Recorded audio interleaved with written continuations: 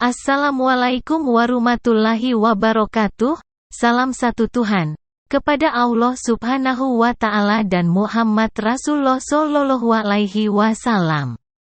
Arti nalar dan tanpa nalar. Nalar membutuhkan akal sehat barulah logika tanpa halusinasi. Sedangkan tidak memiliki nalar artinya menggunakan logika dan halusinasi. Maka dari itu gereja tidak dibutuhkan lagi di Indonesia. Sebab sejak ada gereja kehidupan di Indonesia menjadi kacau digunakan oleh pengkhianat Injil untuk memanjakan jin-jin dari Dewa Molok.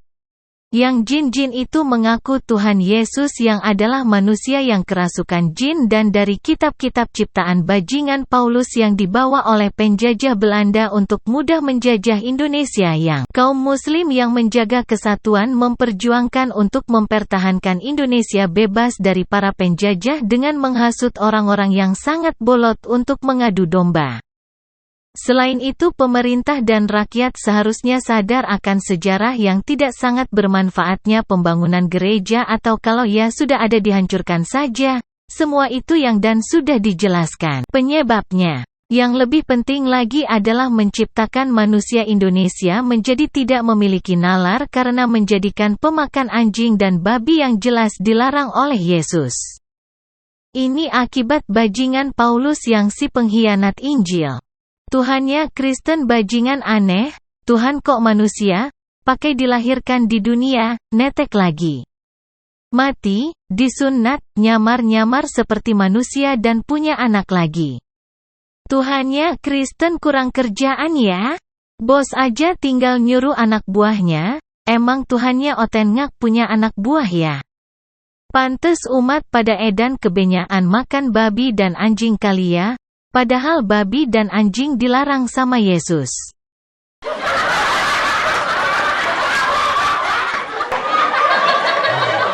Itulah ciri-ciri orang-orang munafik yang ditakuti Muslim tapi digemari pengikut bajingan Paulus bawaan penjajah si pemakan anjing dan babi.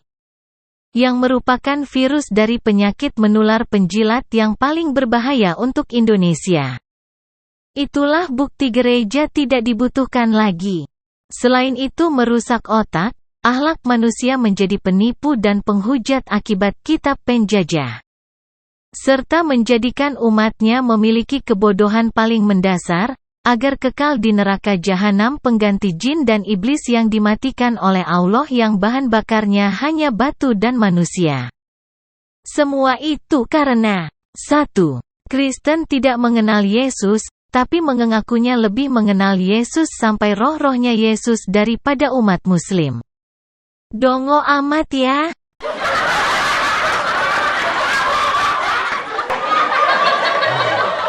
Kristen edan bilang lebih mengenal Yesus tapi ajarannya diingkari, kenapa malah mengikuti ajaran bajingan Paulus yang sudah terisi oleh jin dari Dewa Molok? Apa tipu-tipu aja, otaknya dijamben kali.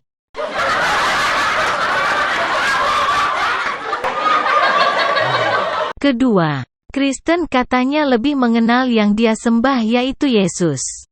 Dari mana otaknya? Padahal Kristen bajingan ini tidak mengerti siapa yang disembah. Apakah yang disembah itu Yesus atau Yudas Iskariot atau jin dari Dewa Molok tidak bisa membedakan sama sekali. Apakah memang Kristen punya nalar untuk perbedaan itu? Gimana bisa? Gobloknya saja dipelihara sampai mati-matian. Otaknya saja ditarus di jamben.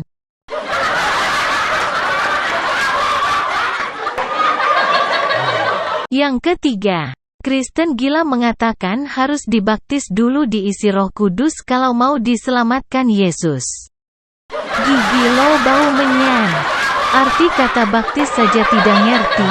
Baptis adalah untuk manusia yang ingin bersekutu dengan jin atau iblis atau setan. Goblok lo ah.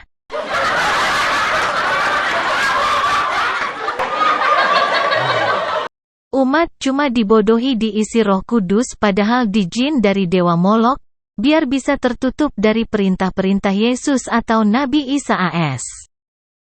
Jin apa saja yang diisikan sudah dijelaskan dalam Kristen dengan kebodohan, part 05. Bukti baptis Roh Kudus isinya jin. Harusnya kalau diisikan Roh Kudus Kristen, harusnya makin cerdas, bukan makin goblok banget gitu loh. Goblok kok dipelihara?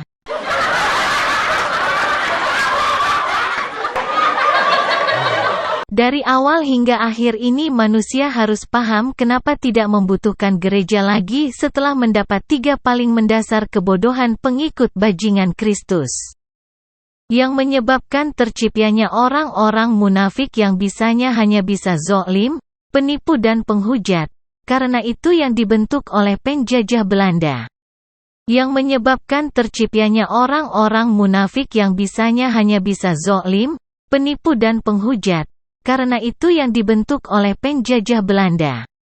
Sayangnya kitab-kitab jajahan masih dipergunakan dan tertutup dari kitab asli oleh si pengkhianat Injil yang gobloknya minta ampun karena terkait dengan isi perutnya. Yang dirasuki jin dan iblis, seperti jin dan iblis lakukan tidak mau sujud kepada Adam yang diperintahkan Allah Subhanahu wa Ta'ala, yang kematian juga minta ditangguhkan karena adanya ancaman Allah. Sedang jin dan iblis berjanji akan menyesatkan manusia sebagai ganti pengisi neraka jahanam yang bahan bakarnya batu dan manusia. Sedang jin dan iblis berjanji akan menyesatkan manusia sebagai ganti pengisi neraka jahanam yang bahan bakarnya batu dan manusia. Pada Yudas Iskariot dan dihidupkan kembali setelah dari kematiannya sehingga mengaku akulah Yesus Tuhanmu. Dan manusia yang gobloknya minta ampun deh baru percaya karena ada fisik Tuhannya.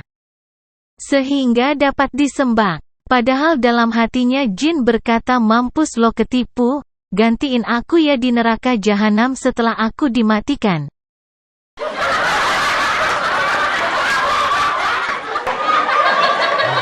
Itulah gereja tidak lagi dibutuhkan. Karena menjadi pencipta manusia super dungu atau manusia super goblok, yang kalau diskusi dengan umat muslim selalu kalah.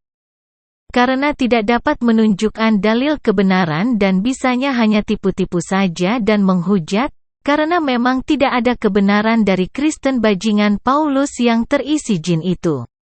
Mudah-mudahan pada sadar, memang gereja itu tidak dibutuhkan lagi. Amin. Amin, amin ya robbal alamin. Dengerin aja keluhan jin dan iblis Kristen. Nah, di daerah Batam terjadi penghancuran gereja, perusakan gereja Bapak Ibu. Ada masa datang, mereka menghancurkan gereja, merobohkan tembok dengan palu, bahkan ada yang merusak jendela Bapak Ibu. Ini mereka datang bukan membubarkan ibadah, melarang ibadah, tidak. Tetapi kali ini Bapak Ibu terjadi di daerah Batam, mereka datang dengan merusak sebuah gereja. Padahal gereja tersebut ada izinnya saudara. Bayangkan, ada izin loh. Nah pertanyaannya, di mana pemerintah? Bagaimana suara pemerintah selama ini? Apakah mereka tidak pernah dengar suara pemerintah? Mereka menggabaikan suara pemerintah. Padahal di dalam iman mereka, saudaraku, karena saya pernah menjadi orang Islam lama, saya di dalam agama Islam, dikatakan ati'u Allah wa ati'ur Rasul wa uli amri minkum. Taatlah kamu kepada Allah, taatlah kamu kepada Rasul, dan taatlah kamu kepada pemimpin-pemimpin yang sudah terpilih, pemimpin-pemimpin di antara kamu. Bayangkan bila semua umat beragama di bangsa dan negara ini terjadi seperti mereka, Bapak Ibu, apa yang akan terjadi? Bagaimana nasib bangsa dan negara kita? Tiap hari kita melihat huru-hara. Ketika ada perusakan gereja, pelarangan ibadah, mengganggu kita yang beribadah, lalu kita lawan. Kita buat sama seperti mereka. Apa yang akan terjadi? Pasti akan terjadi pertumpahan darah, saudaraku. Tetapi kita diajarkan oleh Tuhan. Firman Tuhan mengajarkan kita, kasihilah musuhmu, doakan mereka yang menganiaya kamu. Kita melihat hari-hari ini orang-orang tertentu Bapak Ibu dari agama satu itu, kita jarang sekali melihat dari agama lain di bangsa dan negara kita. Kita tidak bicara bangsa lain. Kita tidak bicara negara lain. Kita bicara di bangsa dan negara kita. Kita hanya melihat agama itulah yang suka sekali mengganggu rumah ibadah orang lain. Yang suka sekali kowar-kowar mengenai intoleran. Padahal agama mereka itu sangat dikenal. Islam rahmatan lil alamin. Islam itu rahmat bagi sekalian alam. Tetapi yang mereka perlihatkan hari-hari ini apa Bapak ini? Mereka bukan memperlihatkan Islam yang rahmatan lil alamin. Justru mereka memperlihatkan hal-hal yang jauh sekali dari rahmatan lil alamin. Gara-gara oknum tertentu, Islam tercoreng. Ini mereka tidak tahu.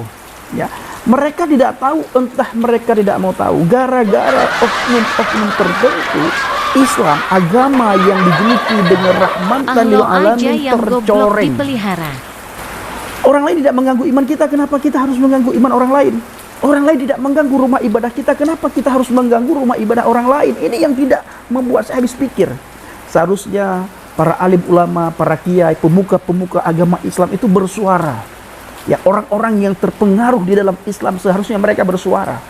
Supaya Islam tidak tercoreng oleh oknum-oknum yang tidak punya adab, yang tidak punya akal, yang tidak punya akhlak. Tetapi kita juga melihat ada ustadz-ustadz tertentu yang suka mengkafir-kafirkan orang lain. Ada ustadz-ustadz tertentu yang bukan mengajarkan toleransi, justru mengajarkan intoleran. Nah, akhirnya lahirlah oknum-oknum yang tidak beradab, oknum-oknum yang tidak berakhlak. Kami tidak bukannya takut selama bajingan ini. Kristen Kami yang diam tidak itu bukan memiliki karena kami nalar, takut, tetapi akhlak dan karena adab. Alkitab Makanya mengajarkan kerjanya hanya tipu-tipu dan kami. Apa kata menghujat. Yesus Hamasiah kepada kami, kepada para murid, dan kepada kami yang percaya kepadanya? Kamu sudah mendengarkan firman? Kasihilah sesamamu manusia sebagaimana engkau mengasihi dirimu sendiri. Tetapi hari ini kukatakan kepadamu, kata Yesus, kasihilah musuhmu, doakan mereka yang menganiaya kamu. Jadi selama ini kami diam karena itu perintah firman, supaya kami mengasihi kalian, supaya kami mendoakan kalian, supaya kalian menjadi orang yang lebih baik, tidak menjadi orang yang biadab, tidak punya akhlak, tidak punya sopan santun, agar agama kalian benar-benar dihormati oleh orang.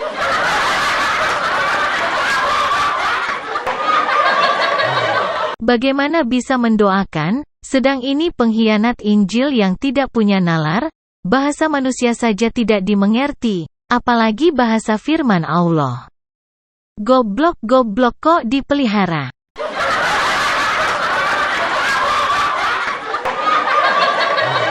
Jadi begitulah cara jin dan iblis mengeluh mencari perhatian manusia agar menyesatkan manusia dengan tipu dayanya melalui pengkhianat Injil. Karena kalau gereja hilang tidak ada lagi tempat untuk menyesatkan manusia lagi. Dan tidak ada yang mau mengikuti bajingan Paulus untuk menutupi aturan Yesus atau Nabi Isa AS.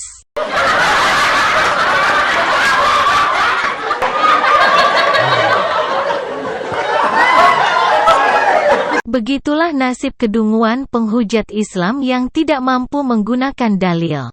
Karena hanya belajar dari terjemahan yang dibawa oleh penjajah Belanda.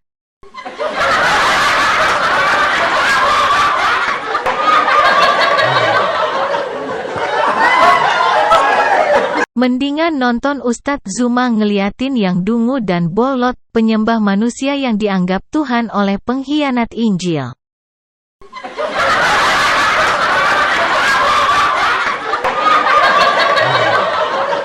Terima kasih Ustadz Bang Zuma. Semoga Anda tetap berkiprah dalam kebenaran Islam dari para penghujatnya Islam. Wassalamualaikum warahmatullahi wabarakatuh.